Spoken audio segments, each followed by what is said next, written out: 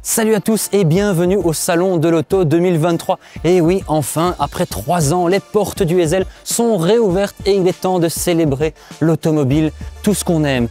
Heureusement, avec nous, on va avoir une série de vidéos qui vont vous emmener dans toutes les marques, dans les électriques, dans les eaux, dans les SUV, ceci, cela. Et aujourd'hui, comme je viens de le dire, on commence par les électriques. Allez, venez, on vous fait faire un tour.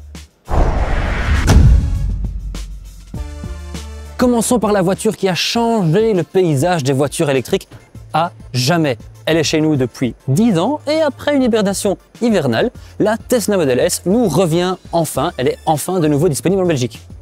D'une part, on peut l'avoir en version dual moteur avec une autonomie de 634 chevaux ou alors on opte carrément pour la Tesla Model S Plaid avec plus de 1000 chevaux. C'est simple, à part la Rimac Nevera, c'est la voiture la plus rapide qu'on peut acheter en Belgique. Un point, c'est tout. Alors que la Tesla Model S n'avait besoin que de 2,1 secondes pour passer la barre des 100, ce qui est complètement fou pour une berline, cette Rimac Nevera, elle fait mieux. Elle a besoin de moins de 2 secondes.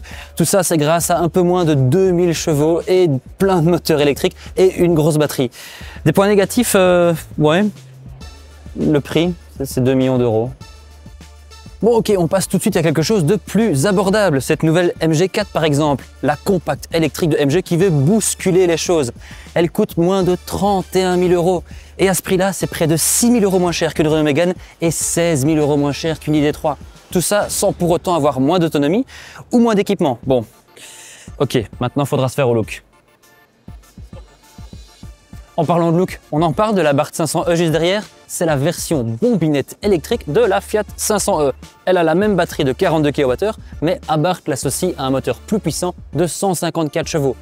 Bon ok d'accord, ce n'est pas la super sportive électrique qu'on a déjà vue, mais ça promet d'être une petite bombe urbaine. De la plus petite des voitures électriques du salon, on passe à la plus grande, enfin l'une des plus grandes, parce qu'on parle de la nouvelle BMW série 7, enfin la i7 vu qu'on parle de l'électrique. Elle n'a pas seulement un look polarisant, elle a surtout une grosse batterie, 625 km d'autonomie et une véritable salle de cinéma à l'arrière. Faut avouer, c'est quand même sacrément cool. Bon, maintenant qu'on a ouvert la boîte des berlines électriques, impossible de passer à côté de la nouvelle Ioniq 6. C'est la sœur berline du SUV Ioniq 5.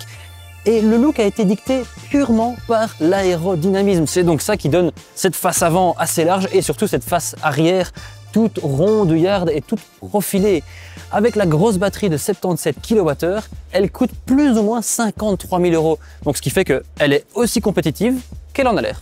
Et le prix de la voiture la plus originale au Salon de l'Auto 2023 revient à...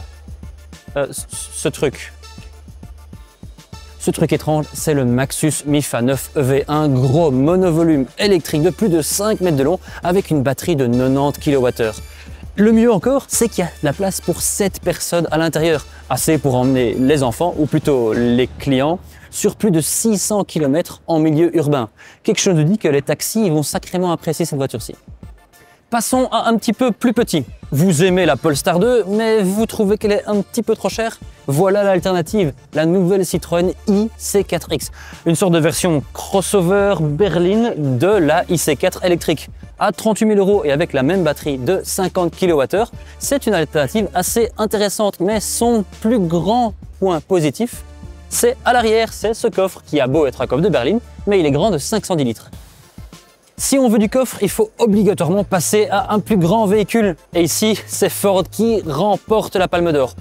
Bon, ok, techniquement, c'est une camionnette, mais la version de transport passager arrivera bientôt. Et elle aura la même batterie de 74 kWh et la même autonomie de 360 km. Après être passé du gros au petit au gros, eh ben on revient au petit. Parce que le salon de l'auto, il est aussi rempli de micro-voitures électriques. Il y a notamment la fameuse Citroën Ami, il y a l'espagnol Silence S4 et il y a même un chinois qui s'appelle XEV qui vient avec son yo-yo. Mais nous, franchement, notre cœur, il bat pour la petite Microlino qu'il y a ici derrière. Elle a beau être un petit peu plus chère que le reste, mais elle est surtout sacrément plus chic. Allez, avouez-le. Voilà que se conclut notre tour des électriques, mais c'est pas fini, le salon de l'automobile regorge de nouveautés en 2023. Donc pensez bien à vous abonner à la chaîne et à aller voir toutes les autres vidéos qu'on va faire sur le salon. Nous, on se voit dans la prochaine. Salut!